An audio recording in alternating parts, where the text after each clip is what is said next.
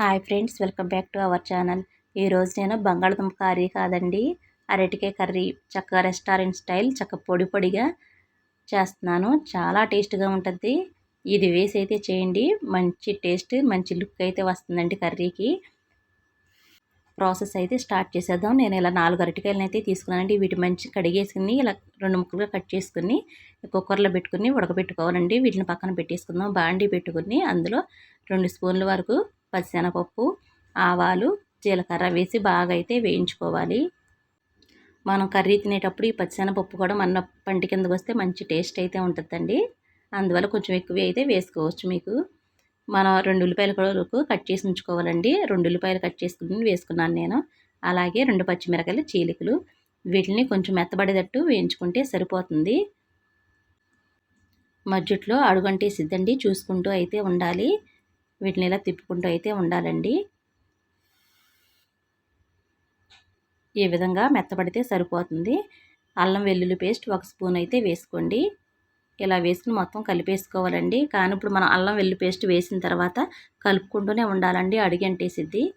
కానీ అల్లం వెల్లుల్లి పేస్ట్ ఎంత వేగితే మనకు అంత టేస్ట్ అయితే వస్తుందండి కర్రీకి. ఈ విధంగా అయితే కలిపేసుకుని ఉంచుకోవాలండి. చాలండి, ఇంతవరకు వేగితే సరిపోతుంది. ఇప్పుడు మనం అరటికాయలు ఉడకబెట్టి పక్కన పెట్టేసుకున్నాం కదా, వాటిని చల్లారిన తర్వాత పైన ఉన్న తొక్క అయితే తీసేయాలండి. తీసేసి ఇలా చిన్న చిన్న ముక్కలుగా అయితే కట్ చేసుకోవాలి. ఇలా కట్ చేసుకుని మనం ఈ ఉల్లిపాయలు వేగినాయి కదండి, ఇందులో వేసేసుకుందాం. వేసుకుని వీటిని అలాగైతే తిప్పుకుందామండి. ఇలా కలుపుకుంటూ ఉండాలి. మనం ఆయిల్ తక్కువ వేసాం కదండి, ఇలా నిదానం కలుపుకుంటూ ఉండాలి, లేకపోతే అడుగైతే అంటేసిద్దండి కర్రీ. ఇప్పుడు 1 స్పూన్ పసుపు, రుచికి సరిపడా సాల్ట్, అలాగే 1 స్పూన్ కారం వేసుకుని మొత్తం అయితే అలాగేలా అయితే కలుపుకుంటూ ఉండాలండి. ఈ విధంగా కలుపుకోవాలండి. మరి బాగా కలిపేస్తే ముక్క అయితే చినిమిపోతుందండి. ఇలా అలాగా కలుపుకుంటే సరిపోతుంది. చూసారా, మంచి కలర్ అయితే వచ్చేసింది కర్రీకి. చక్కగా పొడి పొడిగా ఉంది కర్రీ కూడా.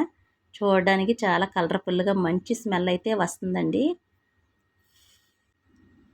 ఈ కర్రీలో ఎండు కొబ్బరి వేసుకుంటే భలే టేస్ట్ అయితే వచ్చిద్దండి. ఎండు కొబ్బరి నేను ఇలా తురిమేసి అయితే వేసుకున్నాను. మీకు కావాలంటే మిక్సీ పట్టేసి వేసుకోండి.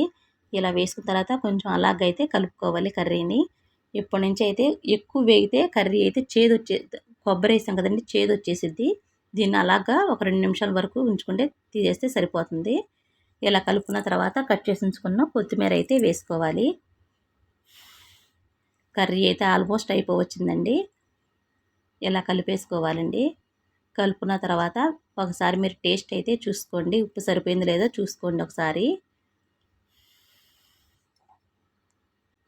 నాకైతే కొంచెం సాల్ట్ అయితే సరిపోలేదు. నేనైతే ఒక అర స్పూన్ వరకు సాల్ట్ అయితే వేసుకున్నాను. అలాగే 1 స్పూన్ గరం మసాలా కూడా వేసుకున్నానండి. ఈ గరం మసాలా వేయడం వల్ల మంచి స్మెల్, ఫ్లేవర్ కూడా చాలా బాగుందండి. ఎక్కువ శాతం అరటికాయని ఎవరు ఇష్టపడరండి, కానీ ఇలా చేసి పెట్టండి, అసలు ఒక్క మెతుకు కూడా ఉంచుకోకుండా తినేస్తారు.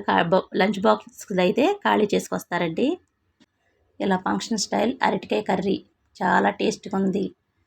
ఒకసారి ట్రై చేసి కామెంట్ చేయండి ప్లీజ్. Thank you.